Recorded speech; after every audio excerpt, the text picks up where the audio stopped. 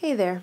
Hopefully you have been powering through the metric conversions, and now we're moving on to conversions where we're not necessarily using metric, or we're converting from metric to the American system, or vice versa.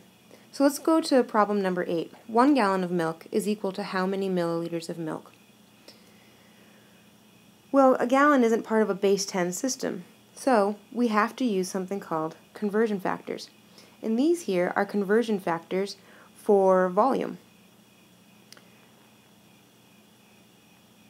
The concept behind dimensional analysis is to cross out units so that you have 1. Very similarly to multiplying 1/2 over 2 over 1. 2 and 2 cancel out to give us 1 over 1, or just 1. Let me go ahead and erase this. And so we have 1 gallon of milk is equal to how many milliliters of milk? We're going to start by making a line. And we start with 1 gallon. We know we have 1 gallon. This is what we're starting with. And milliliters is where we're going to end up with. So 1 gallon. We're going to write that right here. Always on this first line, you write what you have. 1 gallon. And our goal is going to be to get gallons over gallons so that we can cross them out. We're not going to put it directly underneath, though. We're going to move it over to the side, over here, gallons. And our conversion factor over here saying that 1 gallon is equal to 4 quarts. So let's write 4 quarts. 1 gallon is equal to 4 quarts. And now we can cross out gallons. And we have 4 quarts. And we're going to move along. And we're going to notice that 1 quart is equal to 0.946 liters. We're going to make that step over into the metric system. So let's draw a line here. We know that since quarts is on the top, we're going to automatically put quarts on the bottom here so that it'll cancel out. 1 quart is equal to 0.946 liters. And without even having to think, we know that liters is going to go on the bottom here. And we know, because we're professionals at the metric system now, that there is 1,000 milliliters in 1 liter. So let's make, oops, that's an L. Let me erase that. There we go. Milliliters. So if we have 1 liter, we have 1,000 milliliters. And we've gotten to where we wanted to go, to milliliters. So let's circle that.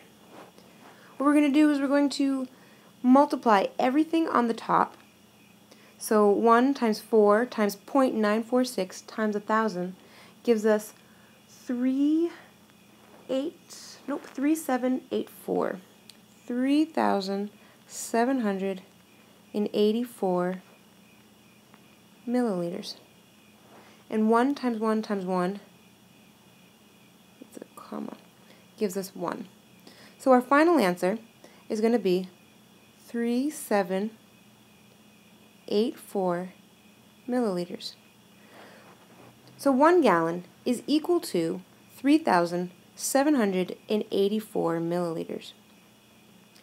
Let's do number 9 on the next slide. If Tim is 6 feet tall, how tall is he in centimeters? So centimeters is metric, but feet are not metric. So let's start with what we have. Make a line. Tim is 6 feet tall. So we're going to put that on the top here. And the second step we already know without even having to think too much about it. We're going to put feet on the bottom so that feet and feet can cross out. And let's look at our conversion factors to tell us where to go next. We're trying to get to centimeters, So we have in 1 foot there are 12 inches. That isn't necessarily on our useful conversion factor list, but you should know that.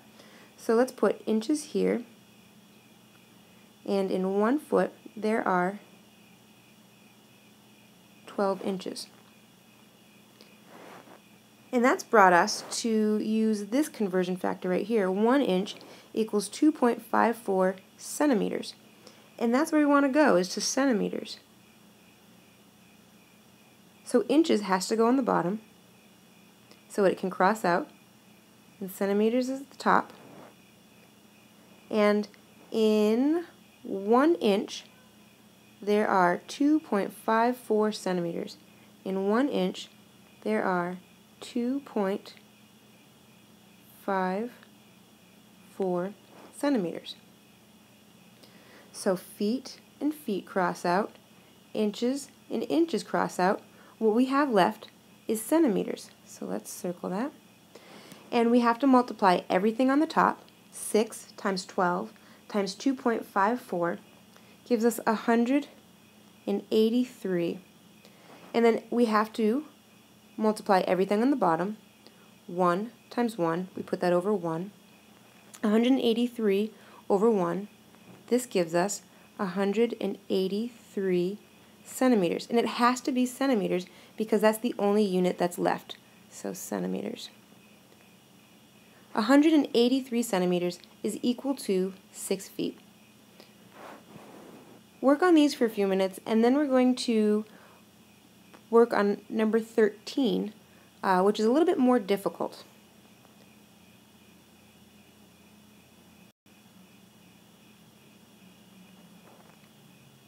I'm sorry, in the last slide I said 13, when in fact we're going to be working on 12. What's different about number 12 is that we're looking at 17,000 miles per hour, and we're converting it to meters per second. So if we write this, we're just going to start with what we have. Put that on the first line. So let's make our line here. We have 17,000 miles per 1 hour. 17,000 miles per 1 hour. And we're trying to get to meters per second.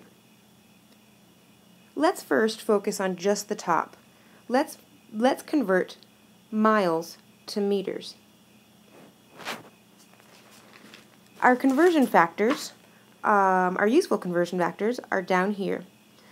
If we're converting 17,000 miles into meters, a great conversion factor to use is going to be this right here, that 1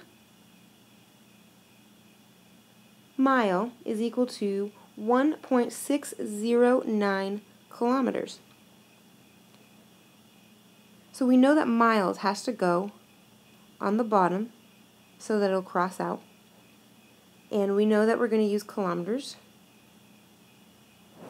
So 1 mile is equal to 1.609 kilometers. And then the next one's going to be pretty easy because kilometers has to go on the bottom. Oops, I'm sorry. Kilometers has to go on the bottom.